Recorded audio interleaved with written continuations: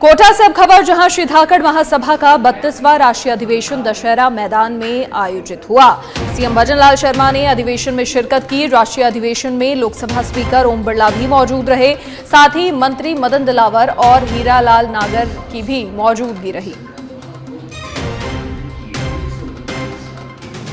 धाकड़ समाज का 32वां राष्ट्रीय अधिवेशन कोटा में आयोजित हुआ। मुख्यमंत्री भजनलाल शर्मा ने शिरकत की। लोकसभा स्पीकर ओम बिरला भी बतौर मुख्य अतिथि यहां मौजूद रहे। ऊर्जा मंत्री हीरालाल नागर की भी मौजूदगी रही, साथ ही शिक्षा मंत्री मदन दिलावर भी मौजूद रहे। इसके अलावा समाज कार्यकारिणी के लोग भी उपस्थित रहे। और अब खबर पाली के बाली से है, जहां पर बॉलीवुड एक्टर अक्षय कुमार 3 दिन से पाली जिले के बाली उपखंड के सुजाई जवाई होटल में हैं। वो यहां पत्नी ट्विंकल खन्ना, बेटी नितारा और बेटे आरव के साथ छुट्टियां बिता रहे हैं। और अक्षय कुमार की पत्नी और बेटी के साथ होटल की जिप्सी में उन्होंने जवाई लेपर्ड कंजर्वेशन एरिया का भ्रमण भी किया और इस दौरान अक्षय ने लाल रंग का साफा बांध रखा था।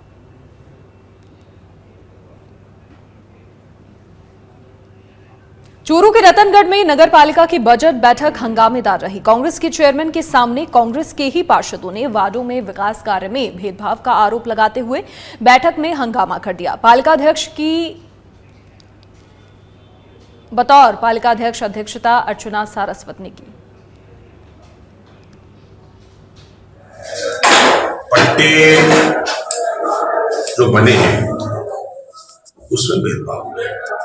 कई लोगों के आज पैसे जमा हुए, राज्य सरकार के निर्देश भी थे, हमने भी निर्देश दिए थे, ये सब कोई पट्टे नहीं हुए। आज ये निर्णय लिया 7 दिन में पट्टे जारी किए जाना चाहिए। ये बात सही है कि कुछ मामले में पट्टा वितरण में कुछ हद तक नियमितता बरती गई है, ये बात सही है कि हमारी राजस्थान की सरकार, कांग्रेस की सरकार थी, उस टाइम में हमने 500 रुपये पट्टा दिया, ग्रांट स्कीम में पट्टा जारी किए। अब 20-10 गुना 8 गुना नहीं, 25 से 200 रुपए पर।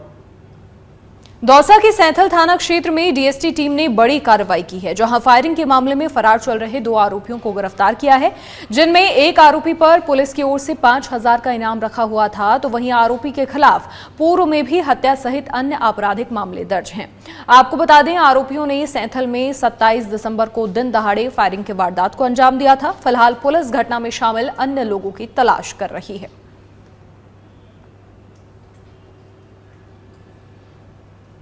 बस्ती के जामडोली के वार्ड संख्या 100 स्थित गणेश मंदिर के पास लगने वाले हाट बाजार के खिलाफ व्यापार मंडल ने मोर्चा खोल दिया है। व्यापारियों का आरोप है कि ये बाजार सरकारी स्कूल की जमीन और खातेदारी भूमि पर अवैध रूप से लगाया जाता है, जिससे स्थानीय लोगों का व्यवसाय प्रभावित हो रहा है। तो वहीं व्यापार मंडल के सदस्यों ने विधायक रफीक खान को ज्ञापन सौंपते हुए बाजार को बंद कराने की मांग की है। व्यापारियों का कहना है, इस अवैध बाजार के कारण क्षेत्र में चोरी, छेड़छाड़ और अन्य आपराधिक घटनाएं बढ़ रही हैं। यह मामला ये है कि अवैध रूप से यहाँ हटवाड़ा लगाया जा रहा है और उसके विरोध के लिए ग्राम पंचायत समेत और जामडोली के दुकानदार सभी यहाँ मौके पर आए हैं। यहाँ आए दिन चोरी और साधन रुकावट आती है या जाम लग जाता है और यहाँ हर संडे को कानोतक थाना, पहले हमारे लगता था, जामडोली नया थाना खुल चुका है। यहाँ आए दिन भर चोरी और बाइक वगैरह इतनी चोरी होती है। यहाँ आए दिन हर संडे को कानोतक थाने में मुकदमा। खैरथल तिजौरा की भिवाड़ी से अब खबर है, जहां केंद्रीय मंत्री भूपेंद्र यादव सलारपुर गांव पहुंचे। सांसद भूपेंद्र यादव का कार्यकर्ताओं ने स्वागत किया। कलेक्टर किशोर कुमार भी इस दौरान मौजूद रहे। दिल्ली चुनाव नतीजों के बाद भारतीय जनता पार्टी ने राजधानी में सरकार बनाने के 27 साल के सूखे को खत्म कर दिया है। अब बस औपचारिकताएं भर हैं। बड़ा सवाल सबके सामने यही है कि दिल्ली का ताज किसके सर सजेगा।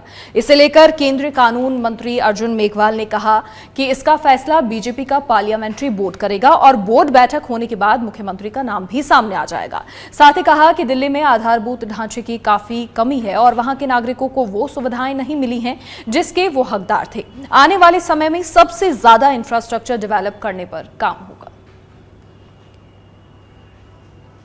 नतीजे आ चुके हैं और 27 साल बाद भारतीय जनता पार्टी ने सत्ता में वापसी की है। और इस समय मैं बीकानेर में हूँ और हमारे साथ में केंद्रीय कानून मंत्री है।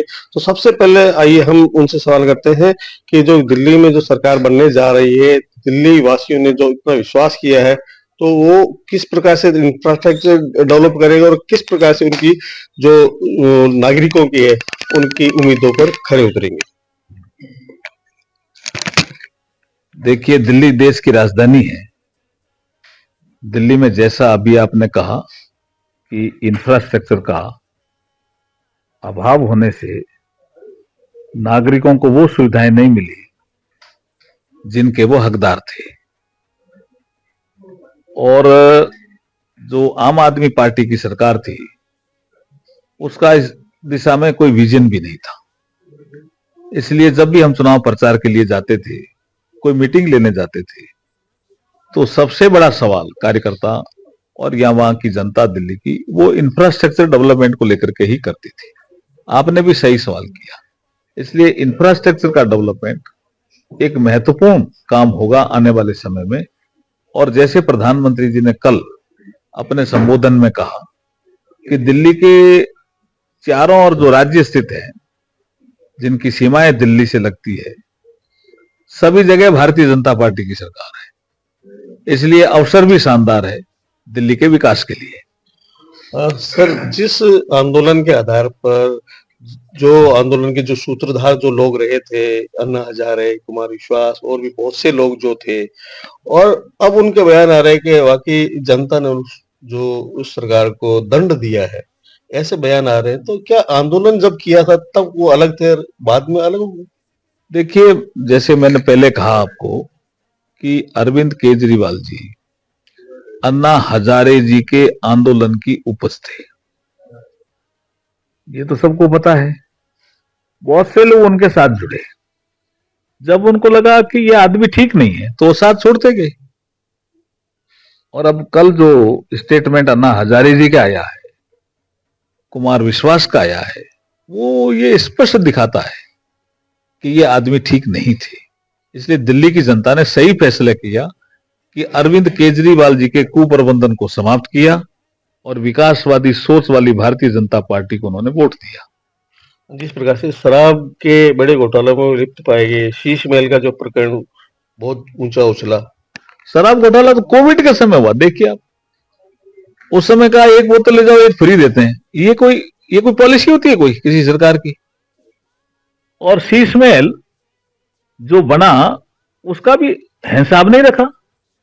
भाई आप अपना हिसाब तो देते कि इसमें कितने आपके टॉयलेट हैं, कितनी खिड़कियां हैं, कितने कमरे हैं, किस तरह का इंटीरियर डेकोरेशन है, वो पैसा कहां से आया। आप बनाओ, चलो मुख्यमंत्री हो, लेकिन आप हिसाब तो दोगे ना। वो हिसाब ही नहीं दिया। जनता ने हिसाब मांगा, भारतीय जनता पार्टी ने भी मांगा। भारतीय जनता पार्टी ने तो आंदोलन किया इसके लिए, हिसाब दो। आखिरी सवाल है, जिस दिल्ली की जनता ने इतना बहुमत दिया है, तो उस दिल्ली की सरकार का मुखिया कब तक निर्धारित हो जाएगा? क्या आप ये बता भी सकते हैं कि कौन होगा? देखिए, ये हमारे जो बीजेपी की जो पार्लियामेंट्री बोर्ड होता है वो निर्णय करता है। उसकी बैठक होने दो, अपने आप नाम सामने आ जाएगा।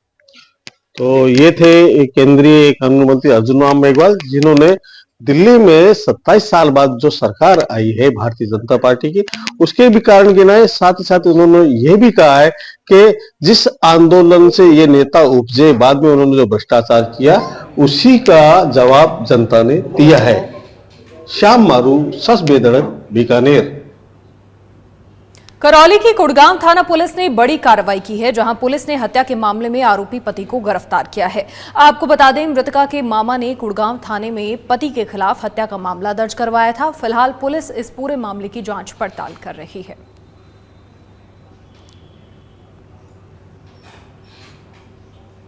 और अब जयपुर से खबर, जहां ग्रीष्मकालीन अवकाश का मजा हुआ किरकिरा। आरपीएससी की भर्तियों में शिविरा कैलेंडर की अनदेखी करने का आरोप है। आरपीएससी ने ग्रीष्म अवकाश, अर्धवार्षिक और वार्षिक परीक्षाओं में रखी भर्ती परीक्षाएं। आरपीएससी द्वारा शिविरा की अनदेखी से शिक्षकों में आक्रोश है। आरपीएससी की पीआरओ भर्ती परीक्षा 17 मई 2025 को आयोजित की जाएगी, जबकि 16 मई से 30 जून तक स्कूलों में ग्रीष्मकालीन अवकाश है और 1 जून को असिस्टेंट प्रोसिक्यूशन ऑफिसर भर्ती की भी परीक्षा है। और इसी प्रकार असिस्टेंट प्रोफेसर मेडिकल एजुकेशन भर्ती परीक्षा 23 जून से 6 जुलाई 2025 तक आयोजित होगी। लेक्चरर और कोच की परीक्षा भी ग्रीष्मकालीन अवकाश के अंतिम सप्ताह में आयोजित होने जा रही है और असिस्टेंट प्रोफेसर कॉलेज शिक्षा की भर्ती परीक्षा 15 से 19 दिसंबर 22 से 24 दिसंबर 2025 को आयोजित। और इन दिनों पूरे प्रदेश के राजकीय विद्यालय में अर्धवार्षिक परीक्षाओं का आयोजन नहीं किया। आरपीएससी द्वारा शिविरा कैलेंडर का पालन नहीं किया गया है, जबकि शिविरा शिक्षा विभाग की आत्मा है। आरपीएससी द्वारा प्रतियोगी परीक्षाओं का आयोजन उन तिथियों में रख दिया है जिन तिथियों में ग्रीष्म अवकाश है, जबकि ग्रीष्म अवकाश की छुट्टियों का शिक्षक पहले ही प्लान बना चुके हैं। आरपीएससी द्वारा उन तिथियों में जिनमें ग्रीष्म अवकाश में परीक्षा आयोजित होनी है उनकी तिथियों का बदलना चाहिए। राजस्थान शिक्षक संघ एकीकृत। और बीकानेर के खाजूवाला से बड़ी खबर है, जहां घड़साना में कल किसानों का महापड़ाव होगा। संयुक्त किसान मोर्चा के नेतृत्व में महापड़ाव होगा। किसानों की आईजीएनपी में सिंचाई को लेकर पानी देने की मांग और सिंचाई पानी की मांग को लेकर कांग्रेस भी आगे आई। घड़साना में कल होने वाले महापड़ाव में कांग्रेस भीड़ जुटा रही है। फरवरी और मार्च में सिंचाई पानी की किसानों की ओर से मांग की जा रही है। पानी पड़ा है और अचानक भारतीय जनता पार्टी की सरकार की अदूरदर्शिता के कारण जो सिंचाई के अधिकारी है, चीफ इंजीनियर है, इन्होंने अचानक कह दिया कि 1 फरवरी से सिंचाई का पानी बंद है। इसको लेकर मैं पहली बार देख रहा हूँ घड़साना, खाजूवाला, छतरगढ़, पुगल, बज्जू, लूनकणसर और बीकानेर तहसील के गांव जो सिंचाई से जुड़े हुए हैं, सभी में आक्रोश है। जगह जगह आंदोलन हो रहे हैं, अखबार में आए दिन खबरें छप रही है, लेकिन ये सरकार कुंभकर्ण की सरकार है, नींद सो रही है। कुंभकर्ण की नींद सोने का काम कर रही है और किसानों में भयंकर गुस्सा है। इसलिए आज मैंने खाजूवाला में प्रमुख कार्यकर्ताओं के किसानों की बैठक ली है, गूगल के अंदर बड़ी मीटिंग की है, 465 की है। सभी किसानों में आक्रोश है। सभी ने तय किया है कि हम लोग कल घड़साना के आंदोलन में सम्मिलित होंगे और उसके बाद 12 तारीख को 465 पर किसान प्रदर्शन करेंगे। बिजली और पानी की दोनों मांगे, क्योंकि किसानों का ये सोच है कि पानी आप नहीं दे रहे हो तो बिजली दे दो, ताकि बिजली से जहाँ ट्यूबवेल क्षेत्र एरिया है वहाँ बिजली के कारण फसल पक सकती है। लेकिन और अब खैरथल तिजारत से खबर, जहां जिला मुख्यालय पर पूर्व सैनिकों की बैठक का आयोजन हुआ। वार्ड नंबर 8 स्थित शिव धर्मेश्वर मंदिर के प्रांगण में बैठक का आयोजन हुआ। भूतपूर्व सैनिकों को मिलने वाली सुविधाओं को लेकर इस दौरान चर्चा हुई। ईसीएचएस कैंटीन, शहीद स्मारक, जिला सैनिक बोर्ड कार्यालय को लेकर भी चर्चा हुई।